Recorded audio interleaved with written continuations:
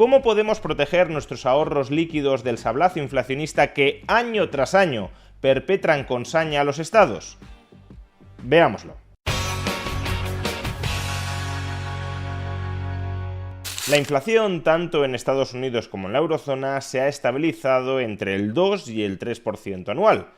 Y aunque el 2 y el 3% anual puedan parecer cifras bastante diminutas, bastante moderadas, de manera acumulativa suponen un mordisco muy profundo en el ahorro líquido de los ciudadanos. Por ejemplo, una inflación del 2,5% anual a lo largo de 2 décadas supone que un ahorro de 100 euros pierde el 40% de su poder adquisitivo. Es decir, que 100 euros hoy serían equivalentes a 60 euros dentro de 20 años. No digamos ya si extendemos ese horizonte temporal hasta los 40 años.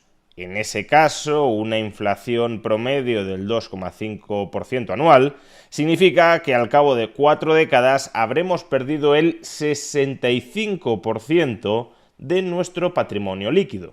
Una forma de protegernos frente a la dilución acumulativa de nuestro poder adquisitivo es colocar nuestros ahorros en inversiones a largo plazo cuya rentabilidad más que supere la inflación. Como ya hemos expuesto en otras ocasiones a modo de ejemplo, el Standard & Poor's 500, el índice bursátil estadounidense más importante, ha arrojado a lo largo de la historia una rentabilidad nominal, la antes de inflación, de alrededor del 10%, lo que significa que el inversor que coloca a largo plazo sus ahorros en el Standard & Poor's 500 no solo ha preservado su poder adquisitivo, no solo ha contrarrestado el efecto dilutorio de la inflación, sino que además ha obtenido un extra de 7 puntos de rentabilidad. Sin embargo, hay que tener presente que no todo nuestro ahorro lo vamos a invertir normalmente en activos a largo plazo. Hay una parte de nuestro patrimonio más o menos grande, pero en todo caso una parte de nuestro patrimonio que queremos conservar permanentemente en activos líquidos, es decir, en activos de muy bajo riesgo, de muy baja volatilidad y muy fácilmente endosables, vendibles a un tercero. En esencia porque los queremos utilizar para poder pagar en cualquier momento de nuestro día a día o cuando surja una emergencia que no hemos previsto. Y esa parte de nuestro patrimonio que preservamos en liquidez sigue expuesta a la influencia dilutoria de la inflación, salvo que la invirtamos en activos igualmente líquidos, pero que proporcionan una rentabilidad que bate al menos la inflación. En este vídeo vamos a explorar algunas opciones de activos líquidos que batan la inflación, es decir, de activos a corto plazo, seguros y poco volátiles, en los que depositar la parte de nuestro patrimonio que queremos mantener en liquidez, sin por ello comernos todo el efecto de la inflación. En primer lugar, debemos mencionar la deuda pública a corto plazo. La deuda pública a corto plazo es un pasivo fácilmente vendible en los mercados secundarios y que además proporciona una rentabilidad que por lo general se acerca bastante a la inflación. Por ejemplo, en estos momentos la deuda pública española a un año está arrojando un retorno de alrededor del 2%, es decir, bastante cerca de la tasa promedio de inflación en el conjunto de la eurozona. Además, se trata de un pasivo de muy bajo riesgo porque está la solvencia de los distintos estados de la Unión Europea detrás. Uno puede tener dudas si en el largo plazo esos estados mantendrán su solvencia, pero desde luego no parece haber demasiada incertidumbre con que vayan a mantenerla a un año vista.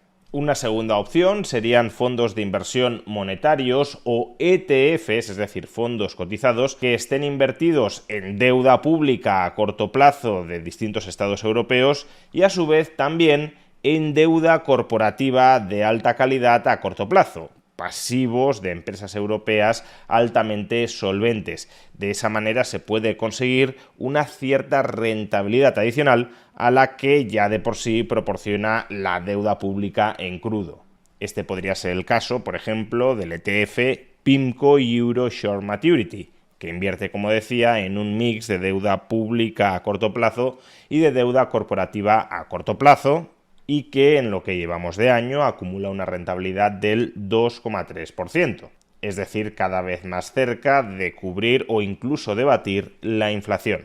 Tercera posibilidad, depósitos, cuentas corrientes, pero no en bancos españoles, sino en otros bancos europeos. Como ya hemos explicado en otras ocasiones, dado que la banca española considera que buena parte de su clientela es clientela cautiva, no termina remunerando los depósitos, las cuentas corrientes de esos clientes a un tipo de interés que sea mínimamente atractivo. Sin embargo, si miramos fuera de España, sí hay bancos de otros países europeos que están remunerando sus depósitos, tanto sus depósitos a la vista como sus depósitos a corto plazo, a tipos de interés bastante más interesantes para cubrir la inflación. Por ejemplo, si acudimos al comparador de depósitos de Raisin, veremos que existen depósitos a la vista, permanentemente disponibles en otros bancos europeos, que ya están pagando rentabilidades muy cercanas al 2% anual. Es el caso, por ejemplo, del banco francés Distingo, que abona sobre su cuenta de ahorro, sin ningún tipo de permanencia asociada, un 1,87% anual, o del banco alemán Euroextra, que paga el 1,76%. También el banco belga, Bank B, paga ese mismo 1,76% sobre sus depósitos a la vista. Pero es que además, si ya nos vamos no a los depósitos a la vista, sino a los depósitos con plazo de inmovilización de un año, encontramos rentabilidades aún más altas que cubren la inflación. Por ejemplo, el banco lituano SM Bank abona por sus depósitos a un año un tipo de interés anual del 2,71%. El banco letón Blue Bank paga sobre sus depósitos a un año el 2,67%. El banco italiano Banca Progetto paga por sus depósitos a un año el 2,43%. Etcétera, porque así podríamos encontrar varios otros bancos en diversos países europeos. Y al igual que en los títulos de deuda pública, no perdamos de vista que los fondos de garantía de depósitos de cada uno de los Estados miembros de la eurozona cubren normalmente hasta 100.000 euros por persona y depósito el riesgo que pudiese haber en cualquiera de estas entidades. Es decir, que en el fondo es como invertir en un título de deuda pública de alguno de los Estados miembros de la eurozona, pero que está pagando un tipo de interés más alto a corto plazo del que se está abonando directamente por la deuda pública. Además, por cierto, si te abres la cuenta de bienvenida en el banco alemán Raisin, a través de la cual podrás invertir fácilmente en cualquiera de los depósitos de otros bancos europeos que acabo de mencionar, esa cuenta de bienvenida de Raisin, donde tu capital está permanentemente disponible, te abonará durante los primeros 3 meses un tipo de interés del 3,33% anual. Puedes obtener más información sobre Raisin, sobre su cuenta de bienvenida y sobre los distintos depósitos de bancos europeos disponibles a través de Raisin en el enlace que aparece en la caja de descripción de este vídeo o en el comentario destacado. Y por último, siguiendo con la inversión en depósitos bancarios, otra opción para invertir en activos líquidos que cubran la inflación es justamente un ETF que replique el tipo de interés a corto plazo que se está abonando sobre los depósitos bancarios. No se trata, cuidado, de un ETF que invierta en depósitos bancarios, sino de un ETF que a través de instrumentos financieros derivados, por ejemplo los swaps, consigue replicar el tipo de interés que en promedio se están abonando los bancos europeos entre sí al prestarse dinero a un día. Este podría ser el caso, por ejemplo, de un ETF que ya os he mencionado en otras ocasiones, como el Xtrackers 2 Euro Overnight Rate Swap, que, como digo, es un ETF que busca replicar el tipo de interés que se pagan entre sí los bancos europeos al prestarse dinero a un día, añadiendo, eso sí, un extra de rentabilidad de 8,5 puntos básicos. Y con ello, a estas alturas del año, ha conseguido una rentabilidad del 1,75%. A diferencia, eso sí, de los otros activos que he mencionado hasta ahora, de los títulos de deuda pública, de los depósitos en bancos europeos o incluso en parte de los ETFs que invierten una porción de su capital en títulos de deuda pública, este último ETF que replica el tipo de interés a un día de los préstamos entre bancos no tiene ningún tipo de garantía estatal implícita sobre aquellos activos en los que invierte. De ahí que, aun cuando el riesgo de contraparte sea bajísimo, sí que podríamos decir que en el margen es algo superior al de las inversiones anteriores.